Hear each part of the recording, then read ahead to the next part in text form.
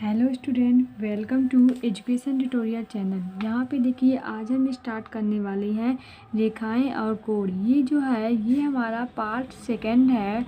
इसके पहले हम पार्ट वन की बात पार्ट वन में इसकी कुछ बेसिक जानकारी ले चुकी हैं। जैसे हम बता दें आपको कोड के बारे में, कोड क्या होता है, भुजा का क्या होती है, सिर से क्या होता है, और जैसे हुआ किरण क्या होती है, और जो कोड के प्रकार कितने होते हैं, ऋजु कोड, संपूर्ण कोड, समकोण कोड, पूरा कोड, अधिक कोड, इन सभी के बारे में हम बता चुके हैं। तो आपसे रिक्वेस्ट है कि पहले आप जो फर्स्ट वीडियो है उसे देखने के बाद इस वीडियो को देखिएगा, क्योंकि आप जो हम यहाँ पे शब्द यूज करेंगे, जैसे हम बात करेंगे अगर कोड की, तो आपको पता रहना चाहिए कि कोड कौन सा संपूरक कोड होता है, कौन पूरक कोड होता है। तो आप पहले उस वीडियो को देख लीजिए, फिर आप इस वीडियो को देखिएगा। तो चलिए हम यहाँ पे स्टार्ट कर रहे हैं। प्रतिच्छेदी रेखाएं और अप्रतिच्छेदित रेखाएं क्या होती हैं, इसके बारे में हम जानेंगे, क्योंकि आप सभी को यहाँ पे देखिए प्रतिच्छेदी और अप्रतिच्छेदी के बारे में जानकारी तो होगी ही। क्योंकि देखिए प्रतिच्छेदी रेखाएं क्या होती हैं, सबसे पहले ये हम जानेंगे। अगर हम बात करें यहाँ पे एक हम रेखा बनाते हैं, जो कि हमारा किरण भी आप उसे कह सकती हैं इस प्रकार का। कोई ये हमारा है ए और बी, और ये हमारा है सी और डी, और बिंदु ओ पॉइंट पे ये दोनों कट कर रहे हैं। और एक हम फिगर बनाते हैं इस प्रकार, जो एक दूसरे को दोनों कट नहीं कर रहे हैं, इसका नाम देते हैं ए और बी, और इसका नाम सी और डी। तब अगर आपसे पूछें कि प्रतिच्छेदी रेखाएं इसमें क्या होगी, तो प्रतिच्छेदी से ही आपको मालूम चला होगा कि प्रतिच्छेदी, प्रति मतलब एक दूसरे को, और छेदी मतलब होता है छेदते हो अर्थात काटते हो, उसी को हम क्या कहते हैं, प्रतिच्छेदी कहते हैं। तो यहाँ पे अगर देखा जाए इस फिगर में, तो प्रतिच्छेदी रेखाएं ये एक दूसरे को इस बिंदु ओ पॉइंट पे, मतलब जो ए बी रेखा है वो सी डी को बिंदु ओ पॉइंट पे प्रतिच्छेद कर रही है। अतः यहाँ पे ये क्या है, प्रतिच्छेदित रेखाएं हैं। और अप्रतिच्छेदित रेखाएं उसे कहते हैं जो एक दूसरे को कट ना करे। जैसे अगर हम बात करते हैं ए बी और सी डी, ये हम कितना भी इसको आगे बढ़ाते जाएं, लेकिन कभी भी समय नहीं आएगा कि ये दोनों रेखाएं एक दूसरे को काटें। ये देखिए इनके जो बीच की दूरी होती है वो बराबर होगी, तभी तो ये आगे से बढ़ते जाएंगे, घटेगी बढ़ेगी नहीं। तो इसी को हम कहते हैं दो समांतर रेखाओं के बीच की दूरी कहलाती है। देखिए ये दो समांतर रेखाएं, इसी को हम कहते हैं समांतर। समांतर मतलब एक दूसरे के पैरेलल होती है, तो इसी को हम समांतर कहते हैं। जरूरी नहीं कि ऐसे ही रहे, ये इस प्रकार से भी हो सकती है। तो यहाँ पे देखिए जानिए कि प्रतिच्छेदित रेखाएं और प्रतिच्छेदित रेखाएं क्या होती हैं। प्रतिच्छेदी मतलब एक दूसरे को विभाजित करती है, और अप्रतिच्छेदी मतलब एक दूसरे को कहीं भी किसी प्रकार से कट नहीं करती हैं। तो ये हमारा क्या हो गया, अप्रतिच्छेदित रेखाएं। अब देखिए हमारा जो यहाँ पे अगला पॉइंट है, देखिए हमारा अगला पॉइंट है कोडों के युग में। अब देखिए कोडों के युग में क्या होता है, युग में मतलब होता है जोड़ा, युग मतलब क्या होता है, जोड़ा। तो यहाँ पे हम इसके बारे में जानेंगे। अगर हम यहाँ पे एक फिगर बनाती हैं, देखिए फिगर इस प्रकार से है, ये कोई रेखा है या किरण मान लेती हैं, और ये कोई पॉइंट है किरण जो बिंदु ओ पे यहाँ पे इसे प्रतिच्छेदित कर रही है। ए बी रेखा को ये क्या कर रही है, प्रतिच्छेदित कर रही है, और इसके बीच में दो कोण बन रहे हैं। इसलिए हम आपको बताए थे कि आप अगर इसके पार्ट वन वाले वीडियो देखी हैं, तो उसमें हम बताएंगे कोण कैसे बनता है, कौन से रेखाओं से कोण बनता है, ये सभी हम वहाँ पे डिस्कस कर चुके हैं। तो आप पहले उसे ज़रूर देखिएगा, तब आप इसे देखिए, तब आपको और अच्छे से समझ में आएगा। तो यहाँ पे देखिए एक कोई किरण हम मान लेते हैं, कोई भी किरण है, इसे आप सी मान लीजिए, जो क्या कर रही है, ए बी को ओ बिंदु पे प्रतिच्छेद कर रही है।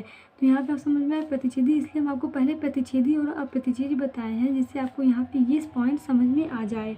अगर हम इसमें देखें तो यहाँ पे हमें तीन कोण मिल रहे हैं। आप सोचेंगे अब तीन कोण कौन कौन से मिल रहे हैं। देखिए एक कोण है हमारा ए ओ सी, क्या है, ए ओ सी, एक कोण ये है। दूसरा कोण हमारा है कोण सी ओ बी, ये हमारा दूसरा कोण है। और तीसरा कोण यहाँ पे है कोण ए ओ बी, ये हमारे यहाँ पे देखिए ए ओ बी, ये कोण बन रहा है कि नहीं बन रहा है, ये एसोसिएशंस का कोण यहाँ पे बन रहा है। तो ये क्या है, ये हमारे इसमें तीन कोण बन रहे हैं। ये किस प्रकार के कोण हैं, अगर हम आपसे पूछें कि ये जो कोण बन रहे हैं ये कैसे कोण हैं, आप तो क्या बताएंगे। अगर आपको पता है तब ना आप कुछ बताएंगे। तो आप यहाँ पे देखेंगे कि हम जानते हैं एक एक रेखा पे बना कोण 180 अंश का होता है। आप सोचेंगे कि तो हम पढ़े हैं स्ट्रेट लाइन जिसे हम ऋजु कोण कहते हैं, या ऋजु स्ट्रेट कोण होता है रेखा। तो क्या होता है इसमें एक रेखा पे बना कोण 180 अंश का होता है। तो आप बता देंगे कि AOB जो हमारा है वो क्या है, एक रेखा है और कोण AOB बराबर हो जाएगा आपका 180 अंश। ये क्या है, एक रेखा है। तो इसे हम समीकरण 1 मान लेते हैं कि कोण AOB बराबर 180 अंश। अब देखिए देखा का जाए यहाँ पे तो जो कोण AOC है और कोण जो COB है ये किसके इक्वल होगा, ये इक्वल होगा 180 अंश के। क्योंकि ये अगर यहाँ पे 180 अंश का कोण बन रहा है, आप देखिए इसे ध्यान से देखिएगा, अगर यहाँ पे 180 अंश का कोण बन रहा है तो 180 अंश का कोण तो यहाँ भी तो बनेगा, ये भी तो 180 अंश ही होगा। तो 180 अंश ये भी होगा। अब क्या है यहाँ पे, ये टोटल 180 अंश होगा, इसके बीच में एक रेखा आ गई है जो इन दोनों को विभाजित कर रही है। तो हम ये कह सकते हैं कि कोण जो AOC होगा प्लस कोण COB, देखिए यही कारण है कि इन दोनों को हम जोड़ रहे हैं, क्योंकि हम सीधे AOB नहीं ले सकते, सेम हो जाएगा हमारा। तो यहाँ पे AOC और COB ये किसके इक्वल होगा, ये इक्वल होगा 180 अंश के। क्योंकि अभी हम आपको बताएं कि एक रेखा पे बना कोण कितना होता है, 180 अंश का होगा। अब देखिए यहाँ पे 180 अंश बराबर है, तो हम यहाँ पे 180 अंश की जगह पे एक कोण AOB लिख सकते हैं। तो आप इसे इस प्रकार से लिखेंगे, कोण AOC प्लस कोण COB बराबर लिखेंगे आप कोण AOB। तो यहाँ पे ये हो गया। अब देखिए अगर हम देखें यहाँ पे कि जो AOB है वो हमारा था कितना, 180 अंश था। तो इससे आपको मिल क्या रहा है, या हम सीधे यहाँ पे AOB ना लिख के हम 180 अंश भी तो लिख सकते हैं। तो ये जो यहाँ पे हम लिखे हैं यही हमारा मान लेते हैं कि ये 180 अंश लिखा है। तो आप यहाँ पे देख रहे हैं कि कोई भी अगर कोई लाइन है और कोई रेखा इसमें आके प्रतिच्छेदित कर रही है तो उनके बीच में जो कोण बनेगा उन दोनों कोणों का योग 180 अंश के बराबर होता है, ये आप यहाँ पे जानते हैं। तो इसी को एक अभिधारणा मतलब कह सकते हैं, एक अभिधारणा प्रस्तुत की गई, एक अभिगृहित क्या है, अभिगृहित है, एक अभिगृहित इसी के बारे में प्रस्तुत की गई है। वो इस प्रकार है कि यदि एक किरण क्या है, कि यदि एक किरण कोई भी एक किरण है एक रेखा पर, ये रेखा है और ये कोई किरण है, कह रहा है कि यदि एक किरण कोई भी रेखा पर खड़ी हो मतलब आपको अगर इस प्रकार से देखेंगे तो आपको ये खड़ी ही लगेगी। तो कह रहा है कि कोई भी रेखा इस खड़ी हो तो इस प्रकार के बने कोण को, तो यहाँ पे जो कोण बनेगा और यहाँ पे जो कोण बनेगा इनका जो योग होगा वो 180 अंश के बराबर होगा। यही आपको एक अभिगृहित दिया गया है, अभिधारणा को एक दिया गया है कि यदि कोई रेखा यदि कोई किरण है या रेखा है, यदि कोई किरण है वो एक रेखा पर इस प्रकार से पड़ी हो या सीधी पड़ी हो कि जो कोण बनता है इनके बीच में वो किसके इक्वल होगा, वो 180 अंश के इक्वल होगा। इसी दोनों आसन्न कोणों का योग 180 अंश होगा। ये दोनों जो आसन्न कोण हैं इनका योग कितना होगा, इनका योग 180। आसन्न कोण भी हम आपको पहले में बता चुके हैं, तो आप उन्हें ये बात देख लीजिएगा। आगे देखा जाए तो जब दो आसन्न कोणों का योग, यहाँ पे लिखिए, जब दो आसन्न कोणों का योग, जब दो आसन्न कोण हम आपको बता चुके हैं पहले क्या होता है, आसन्न कोणों का योग 180 अंश होता है। तो वे कोणों का एक रेखीय युग्म कहलाता है, कोणों का एक रेखीय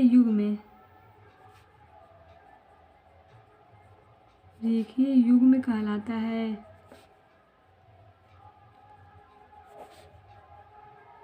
इसे हम क्या कहते हैं, एक रेखीय युग्म कहते हैं। अगर हम बात करते हैं जो ये अभिधारणा है इसी के विपरीत में, इसी के अगर हम विपरीत में बोले, जैसे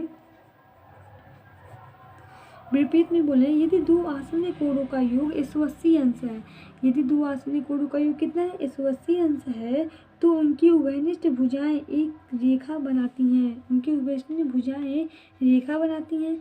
दोनों में देखा जाए तो दोनों जो अभिगृहित हैं, जैसे उल्टा और सीधा दोनों मिला दिया जाए तो उनका कहने का मतलब एक ही है। ये तो हमारा हो गया कि मतलब कोडों का युग्म क्या होता है और किस प्रकार से। अब हम यहाँ पे देखिए बात करते हैं प्रमेय। प्रमेय आपको ये प्रकार का यहाँ पे दिया गया है। वो प्रमेय इस प्रकार से है कि यहाँ पे देखिए ये हमारा एक प्रमेय है। प्रमेय क्या कहता है कि यदि दो रेखाएं प्रतिच्छेदित करती हैं, यदि दो रेखाएं एक दूसरे को प्रतिच्छेदित करती हैं तो शीर्षाभिमुख कोण बराबर होता है। चलिए इसे हम प्रूव करते हैं कि जो क्या यहाँ पे जो स्टेटमेंट लिखा गया है वो सही है या नहीं। तो यहाँ पे देखिए एक हम फिगर बनाते हैं, जैसे हम आपको ये बनाए थे प्रतिच्छेदित रेखाएं में, उसी प्रकार से यहाँ पे हम एक लाइन एक फिगर ड्रॉ करते हैं ए सी पी डी। ये हमारा क्या है, यहाँ पे देखिए ये बिंदु ओ पे प्रतिच्छेदित कर रही हैं तो इनके बीच में कोण बनेगा और इनके बीच में कोण, ये कोण और ये कोण, कुल यहाँ पे 4 प्रकार के कोण बन रहे हैं। तो यहाँ पे देखिए क्या है, जो माना जो ए बी रेखा है, ए बी और सी डी ये बिंदु ओ पर क्या कर रही है, एक दूसरे को प्रतिच्छेदित कर रही हैं तो शीर्षाभिमुख के 2 युग्म प्राप्त होते हैं। यहाँ पे देखिए शीर्षाभिमुख के क्या होते हैं, 2 युग्म प्राप्त होते हैं। अब यहाँ पे देखिए शीर्षाभिमुख जो शब्द है ये क्या होता है, इसका मतलब क्या है, ये आपको हम प्रीवियस वीडियो में बता चुकी हैं। तो इसलिए हम आपसे बोल रहे थे कि पहले आप उस वीडियो को देखने के बाद ही इस वीडियो को देखिए, जिसमें आपको वैसे थोड़ा जानकारी हो जाए। तो यहाँ पे क्या है देखिए, हम लिख सकते हैं पहला तो ये हमारा हो जाएगा कि कोण ए ओ सी और यहाँ पे एक अलग एक कोण और क्या बनना है, कोण बी ओ डी। देखिए ए ओ सी बी ओ डी, यहाँ पे 2 कोण बनना है और एक हमारा हो सकता है, दोनों को हमें प्रूव करना है। हम लोग कोई भी प्रूव करते हैं, इसे प्रूव करेंगे तो भी बात वही निकलेगा और इसे यहाँ पे सिद्ध करेंगे तो भी बात वही निकलेगा। तो यहाँ पे अगला क्या हो जाएगा, कोण ए ओ डी और कोण क्या हो जाएगा यहाँ पे सी ओ बी। तो यहाँ पे 2 प्रकार के आपके कोण बन रहे हैं। तो हमें सिद्ध क्या करना है, हमें सिद्ध करना है कि कोण जो ए ओ सी है ये इक्वल है कोण बी ओ डी के। हमें सिद्ध करना है कि ए ओ सी ये वाला कोण ये किसके इक्वल है, ये इक्वल है इसके। ये हमें यहाँ पे सिद्ध करना है। तो चलिए ये सिद्ध करते हैं। सबसे पहले देखिए देखा जाए तो ये हमारा क्या है, ए ओ या इसे आगे बढ़ा दे तो ये हमारी एक रेखा है जिसपे एक सी डी जो है, सी डी एक रेखा आके क्या करिए खड़ी हुई है या पड़ी हुई है। हम इसे इस बात से इसको मतलब ऐसे कर सकते हैं। तो देखिए यहाँ पे क्या हो जाएगा, कोण ए ओ सी प्लस ये वाला ये ले रहे हैं, देखिए ये रेखा है तो ए ओ सी प्लस यहाँ पे क्या जाएगा ए ओ डी।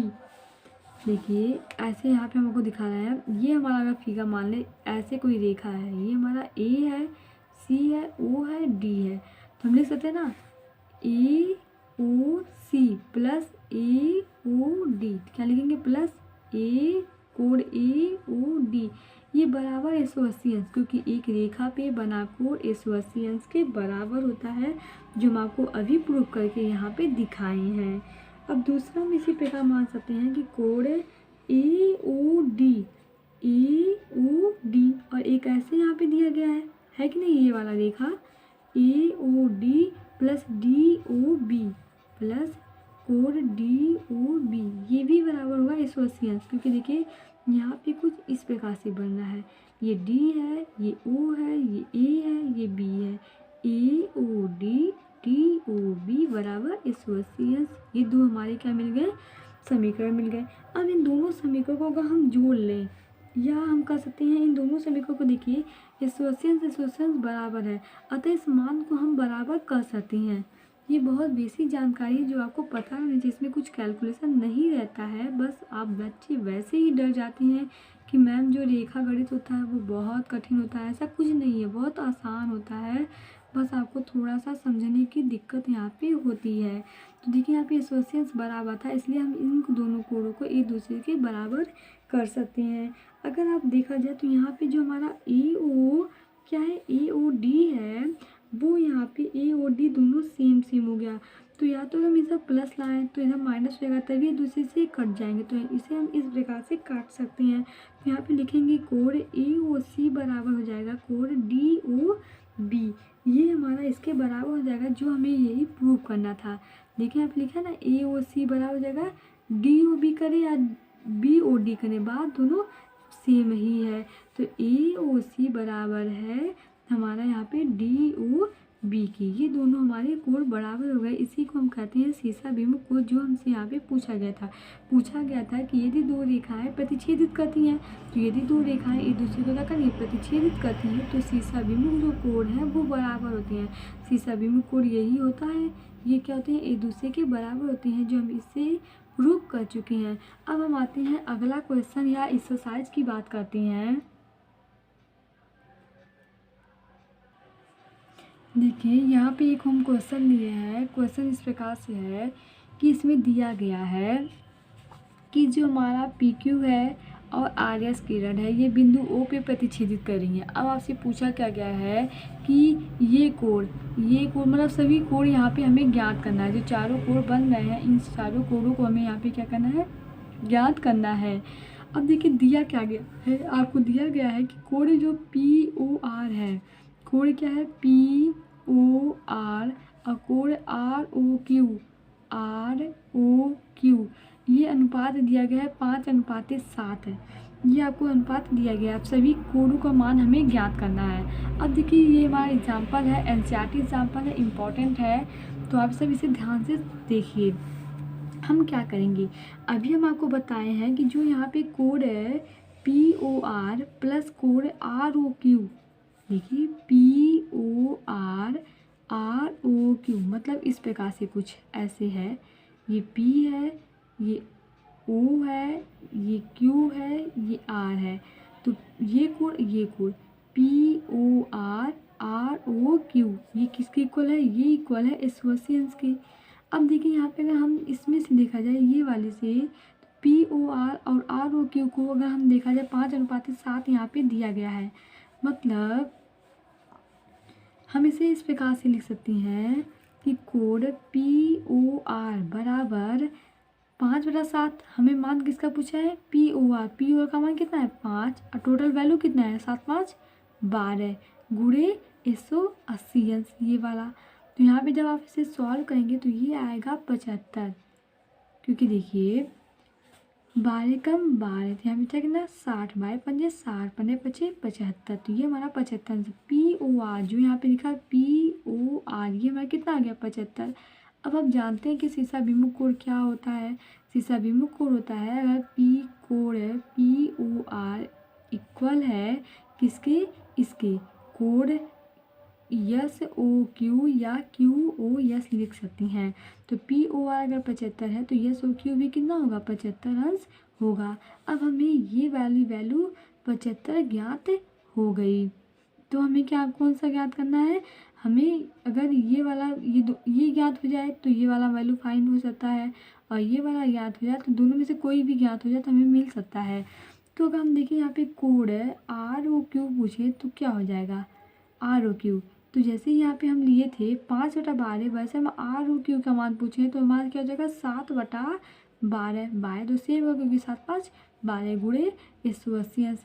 तो यहाँ पे देखिए तो वैल्यू हमारी क्या आ जाएगी, यहाँ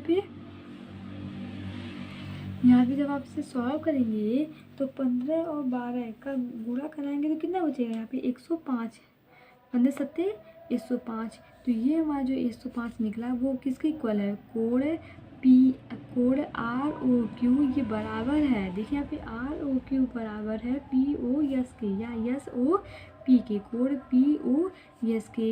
ये कितना आ गया 105। यही हमसे पूछा गया था कि यहाँ पे जो चारों कोड हैं उनका मान ज्ञात करें। अब हम आते हैं अगले, यहाँ पे देखिए एक अगला हम क्वेश्चन लिए हैं जो कि हमारा ये भी एग्जाम्पल है और इम्पॉर्टेंट है। यहाँ पे देखिए क्वेश्चन क्या बोला गया है, क्वेश्चन बोला गया है कि किरण कोई है ओ आर, किरण क्या है ओ आर, जो ओ टी क्रमशः पी ओ एस और यस ओ क्यू के संद्विभाजक हैं। पी ओ यस और पी यस ओ क्यू के ये क्या है, दोनों समद्विभाजक हैं। जैसे मतलब इसके और इसके, ये इसको मतलब विभाजित कर रहे हैं और ये वाले इसको विभाजित कर रहे हैं। ये यहाँ पे हमें दिया गया है। और एक तथ्य और दिया गया है कि कोण पी ओ यस है। क्या है, कोण पी ओ यस है। ये हमें यहाँ पे यक्स दिया गया है, यक्स। अब आपसे पूछा क्या है कि आर ओ टी का मान ज्ञात कीजिए। आर ओ टी का मान हमसे यहाँ पे पूछा गया है। तो देखिए अब इसे हम कैसे सॉल्व करेंगे। यहाँ पे देखिए कि जो पी ओ एस है, जो P O S plus S O Q बराबर एकसोअसी अंश होता है कि नहीं। जैसे एक रेखा पे बना कोण एकसोअसी अंश का होता है, तो वही हम कर रहे हैं। यहाँ पे ये हमारा पी है, ये ओ है, ये यस है, ये क्यू है।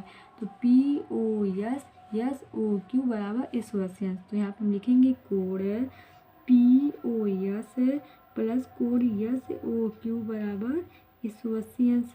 अब हमें पी ओ एस जो है वो यक्स के इक्वल होगा, क्योंकि देखिए पी ओ एस दिया था ना यस, तो हम पी ओ एस की जगह पे क्या लिख सकते हैं, यक्स प्लस कोण यक्स ओ क्यू बराबर 180 अंश। अतः अगर हमसे पूछे कि कोण यस ओ क्यू का मान क्या आ जाएगा, यस ओ क्यू का मान तो हो जाएगा 180 माइनस यक्स। तो ये हमारा कोण यस ओ क्यू का मान निकल गया।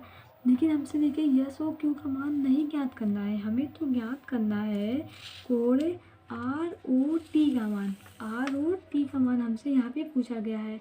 अब जो यहाँ पे किरण ओ आर है, ओ आर ये पी ओ यस को समद्विभाजित कर रही है, कर रही कि नहीं कर रही है, पी ओ एस को समद्विभाजित ये कर रही है। तो हम यहाँ पे इस प्रकार लिख सकते हैं कि कोण है, आपको यहाँ पे शायद दिख नहीं रहा होगा ये वाली टोटल वैल्यू, देखिए यहाँ पे हम इस प्रकार लिख सकते हैं। जो हमारा पी ओ एस है, जैसे यहाँ पे देखिए ये फिगर इस प्रकार से है और ये हमारा क्या है, ये पी है, ये ओ है, ये एस है। तो ये जो है ये इसे विभाजित कर रही है आर। तो पी ओ एस को पी ओ आर और आर ओ एस ये दूसरे को विभाजित करनी है समद्वि आधे मतलब भाग में। तो यहाँ पे लिख सकती हैं जो आर ओ एस है, आर ओ एस ये बराबर किसके है, हाफ कोण पी ओ एस के। पी ओ एस का ये आधा तो है आर ओ एस है, तो इसे हम इस प्रकार से लिख सकती हैं। अब देखिए हमारा जो यहाँ पे पी ओ एस था वो कितना था, पी ओ एस हमारा यक्स दिया था, तो इसे हम लिख सकते हैं ए बटा 2 गुणे यक्स। ये हम लिख सकते हैं यहाँ पे ए बटा 2 गुणे यक्स। अब देखिए इसे हम लिख सकते हैं यक्स बाई 2। अब हम आपसे पूछे कि यस ओ टी क्या होगा, यस ओ टी ये वाला भाग यस ओ टी, तो इसे हम लिखेंगे कोण, यहाँ पे देखिए यहाँ पे जो हमारा यस ओ, देखिए S O T, S O T इसे हम लिख सकते हैं S O Q, half S O Q लिख सकते हैं। तो वही हम लिखे हैं ए बटा 2 गुणे S O Q. S O Q का मान हमें यहाँ पे ज्ञात किए हैं, क्या आया है हमारा ए बटा 2 ब्रैकेट में 180 माइनस यक्स, ये हमारा क्या है यस ओ क्यू है। तो यहाँ पे आप काटेंगे तो क्या जाएगा 90 माइनस यक्स बटा 2 ये हो जाएगा। अब देखिएगा हम आपसे पूछे, हमसे पूछा क्या गया था, हमसे पूछा गया है आर ओ टी का मान, ये वाला वैल्यू आर ओ टी। तो इसके लिए हम लिख सकते हैं यहाँ पे आर ओ टी बराबर क्या लिखेंगे, अगर हमसे पूछे कि यहाँ पे आर ओ टी बराबर क्या हो जाएगा, तो आर ओ टी वाला आपसे पूछा जाए तो यहाँ पे हम आपसे फाइंड कर रहे हैं आर ओ टी, कोण आर ओ टी बराबर हो जाएगा कोण आर ओ एस प्लस कोण S O T.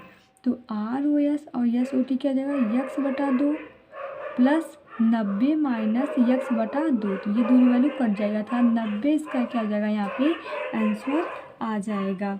I hope आपको यहाँ पे जो भी हो समझ में आया हो। Thank you watching my this video. तो अगला एक्सरसाइज है वो हम आपको नेक्स्ट वीडियो में बताएंगे।